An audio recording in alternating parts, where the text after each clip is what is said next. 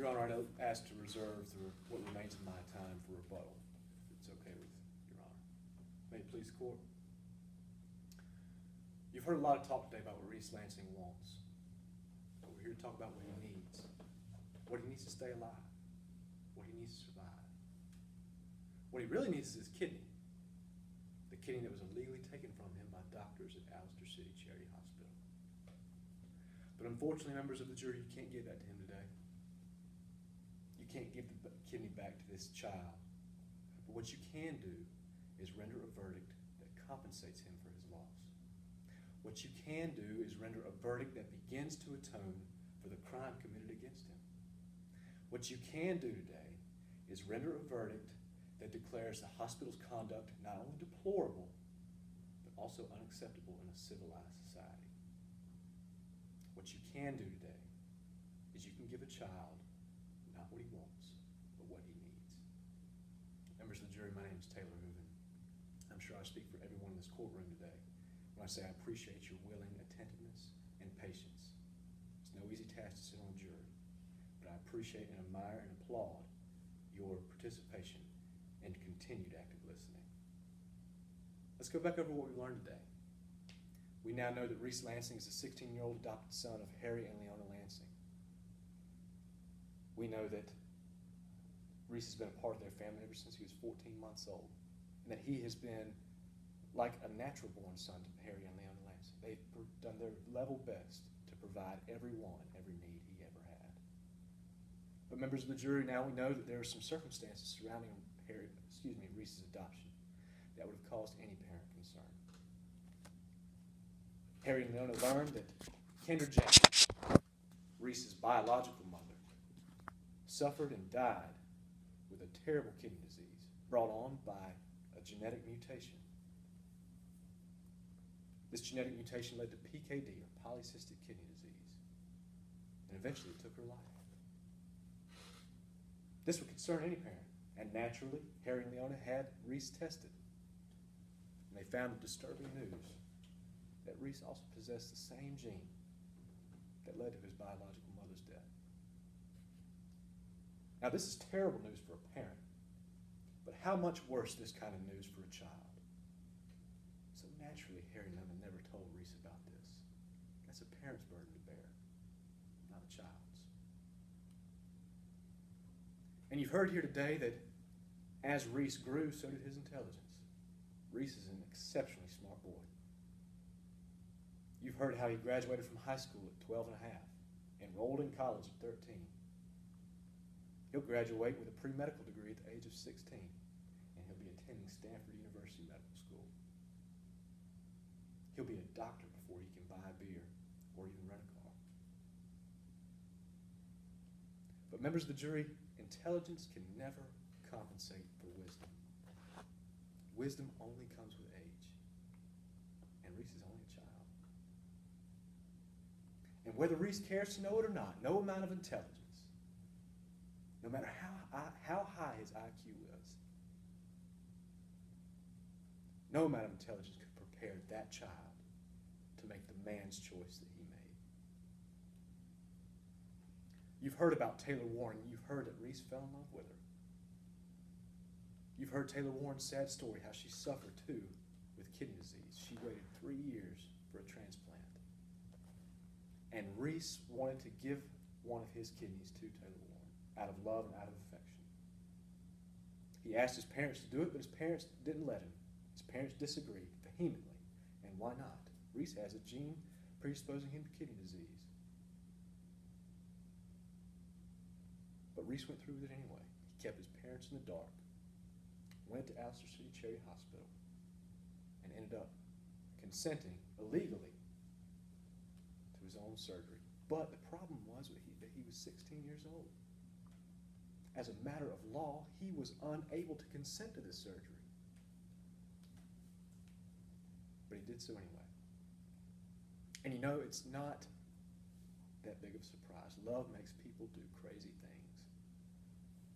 But it's up to those with cooler heads, it's up to those with collective wisdom to be the last line of defense against those decisions like giving up a kidney that have consequences as detrimental and as far-reaching as Reese's decision. And the hospital, the defendant hospital, was that last line of defense in this case. And they dropped the ball. They needed Harry and Leona Lansing's consent. They never got it.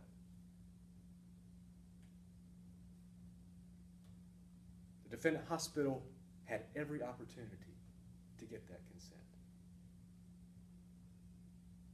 But whether out of carelessness or out of sheer apathy, the hospital never asked the most basic question of Reese.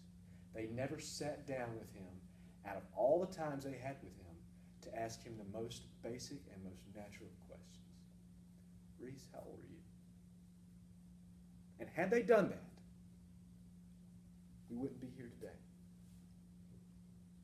It's for that very reason we are here.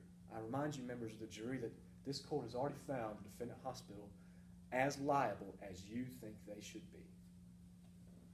The question is no longer whether the hospital is liable or not, but rather the question has become what your determination, how much compensation should be given to atone for that harm that they caused. They committed statutory battery. They illegally took a kidney from a 16-year-old child, and not just any child, a child who was predisposed to contracting kidney disease. Now, members of the jury, we're asking here today for both actual damages and exemplary damages. On this hand, actual damages contemplate the physical and financial harm that Reese has suffered to date or will suffer in the future. Included in this determination are damages for future medical expenses, future lost earnings, and pain and suffering. Now, on this hand, exemplary damages are awarded to punish and deter wrongful conduct. Now, we talk about these two different types of damages because they're independent of one another. They're distinct from one another. Your actual damage determination should in no way affect your exemplary damage determination, and vice versa. Members of the jury, it's been our burden here today to prove to you that it is a reasonable probability that Reese will sustain these damages in the future. That means that if we have proven to you by 51% that Reese will sustain these damages, then it is not only your obligation, but it is your duty to render a verdict that fairly and accurately compensates Reese for the harm he sustained. Let's talk about actual damages. Actual damages, as we just said, are damages that result from wrongful conduct that implicate future financial or physical harm that Reese will suffer. Now, in the verdict form you'll be using today, you see three different types: future medical expenses, future pain and suffering, and future lost earnings. We'll take these one at a time. Number 3 on the verdict form is future medical expenses. You've heard testimony from Dr. Charlie Skinner today that in all medical probability, and reasonable medical probability, Reese Lansing will contract and become symptomatic with PKD at the age of 35.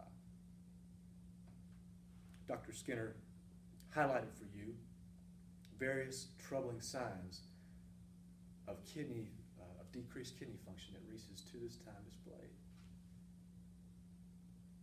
And now, when Reese does become symptomatic with kidney disease, Dr. Skinner suggests and predicts that it will cost Reese $2,878,836 to stay alive, to keep fighting. Now, members of the jury, number 2 on the verdict form is future lost earnings. We know that Reese Lansing is a brilliant boy. He's going to be a doctor very soon. He's going to graduate from one of the most prestigious medical schools in all of the country.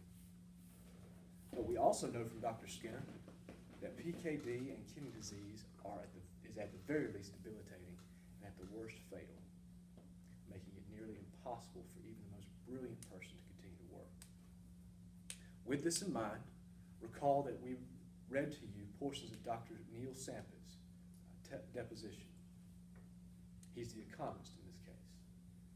And he told you that as a result of the debilitating effects of PKD and kidney disease, that Reese Lansing can expect to lose $4,267,109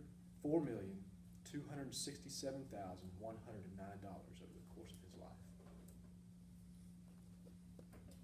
And finally, members of the jury, the last phase of actual damages, future pain and suffering. And I can give you no figure to review. I can give you no expert testimony on this.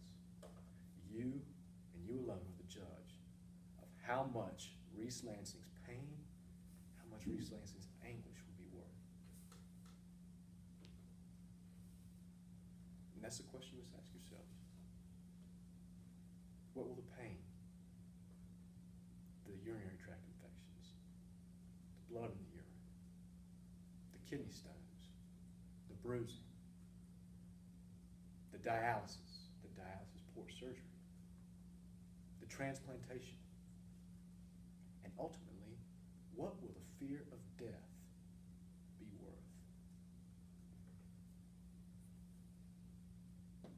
Now, members of the jury, the defense would have you answer all of these questions with nothing. They say that because nothing bad has happened yet, nothing bad will happen in the future. They furthermore state that our entire position is all speculation. But members of the jury, our position takes into account all of the facts, all of the numbers. Our position contemplates every scenario, and with all medical probability, please remember, Reese will contract PKD, the same disease that killed his mother. Don't let him fight against that disease alone. And furthermore, members of the jury, the defense's position is speculative in its own right.